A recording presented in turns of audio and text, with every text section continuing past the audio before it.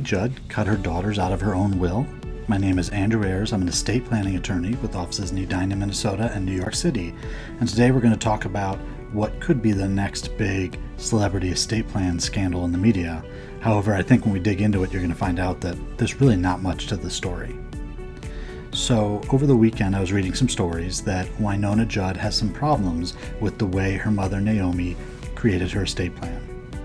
Now, my first thought was we've recently had a bunch of these pop up in the media. We've had George Jones and his lost tapes and who's going to own those. We've had Tom Petty's widow fighting with his kids. And then we've had here in Minnesota Prince's estate, which has been going on year after year after year as they sort out what to do with all of his assets, and the government tries to get their taxes out of it, and we try to figure out who's entitled to inherit. So when I saw that Naomi Judd was the next in the long line of celebrities to have an estate plan fight, I thought, here we go again. I wonder what we're going to be dealing with here. However, let's dig into it and see that, in fact, there's really not much to see here. There's a bunch of smoke, but there really isn't any fire. So, before she died, Naomi and her daughter Wynonna were a country music duo. They put out a bunch of music over the years and were very successful. Now there's also a second daughter, Ashley, who's an actress, a very famous actress who's been in some amazing movies.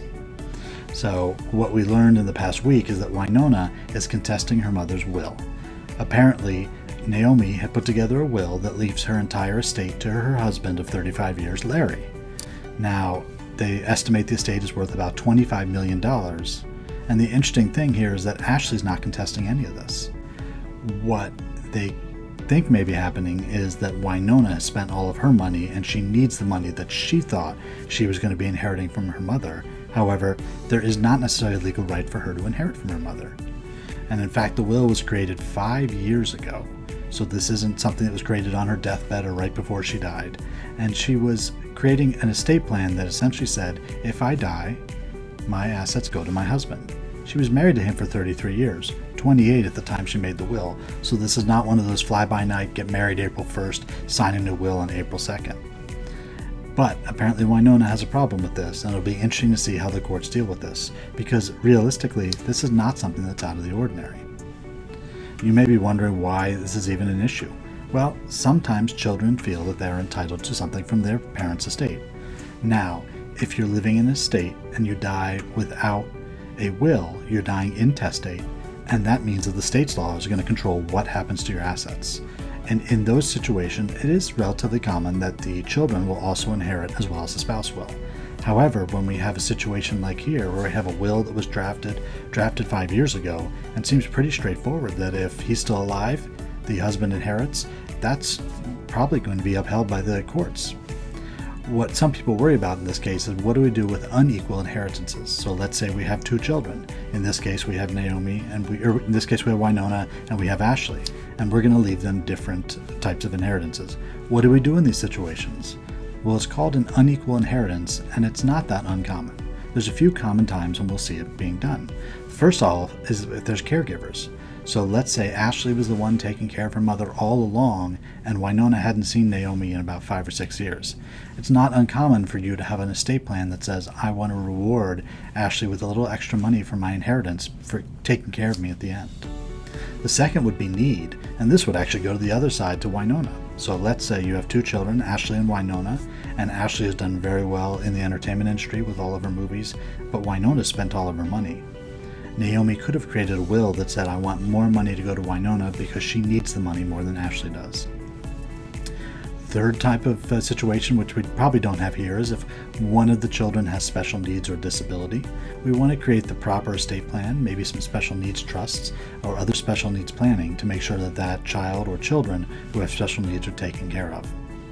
Next, if we have spendthrifts, which going back to the Judd family we may have here, if in fact Wynonna has been the one who spent all of that money coming in, and Ashley has been a very good saver of all of her assets and all of her money, well, you may not want to just give the money to Wynonna because you think she may just spend whatever you give her, whereas it may be more prudent to invest the money, maybe put it into a trust and leave it to her so that she can't spend it all at once.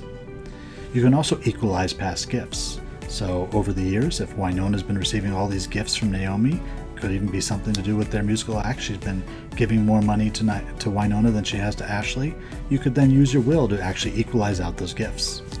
And finally, if you have blended families, So if you have children from a prior marriage or your spouse has children from a prior marriage, it may be important to look at your estate plan and make sure that you're leaving your money to the people you want to leave it to. So if you have 6 children, 3 with your current spouse and your spouse has 3 with a former spouse, you may want to make sure that your assets all go to just your 3 children, whereas your spouse may want it to be spread across all 6 children.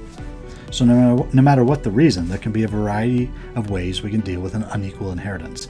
And it's important to understand that this isn't something you want to just trust to some DIY estate plan website that you find. They're going to have you fill out all your different children, and let's say you accidentally treat your stepchildren as if they're your biological children, and now your estate's being split amongst 6 kids when you really want it to be only divided amongst your 3 children if your spouse is no longer living. So that's one of the ways you can try to do this, is do it yourself. But the smarter way is to speak to an estate planning professional. Make sure they understand what your goals are, who you're leaving the money to. And if we're going to do an unequal inheritance, make sure that you go through these kinds of issues to understand what the implications are and which child should be receiving what amount of your estate. Maybe your children aren't getting anything and you're going to do a trust and leave it on to your grandchildren. Whatever you want to do, it's your estate plan. Like in this case, Naomi Judd said, "I'm leaving the money to my husband." The children may not like it, but that's what the estate plan says.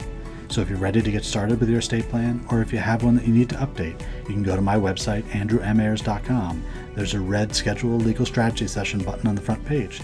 Click that and you're taken to my calendar, and we can set up a phone call. It's about 15 or 20 minutes, and we can discuss what are the best options for you and your legacy. So can Naomi cut her out? She sure can, and it looks like she probably has.